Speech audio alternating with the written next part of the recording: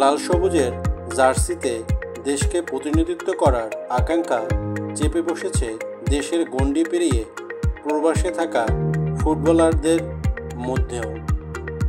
সেজন্যই তারা ছুটে এসেছেন বাফুফের ট্রায়ালে।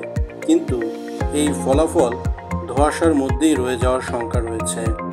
বাফুফের এমন উদ্যোগ বেশ আশাব্যঞ্জক। দেশের ফুটবলে জন্য এটা একটি যুগান্তকারী পদক্ষেপ হতে যাচ্ছে, কিন্তু আলোর নিচে যেন অন্ধকার লুকিয়ে আছে। 3 দিনের এই ট্রায়ালে চূড়ান্ত ফলাফল আদৌ প্রকাশিত হবে কিনা সেটাই এখন বড় প্রশ্ন হিসেবে দেখা দিয়েছে। সেই ধোঁয়াশা রেখেছেন বাফুফের সহসভাপতি ফাহাদ করিম নিজেও। এক সংবাদ মাধ্যমের মুখোমুখি হয়ে তিনি বলেন, আমাদের টেকনিক্যাল বিভাগ খেলোয়াড়দের তথ্য ও ভিডিও সংরক্ষণ করবে। কোচদের যখন প্রয়োজন হবে তখন তারা সেই ডেটার ভিত্তিতে খেলোয়াড়দের ডেকে নেবেন।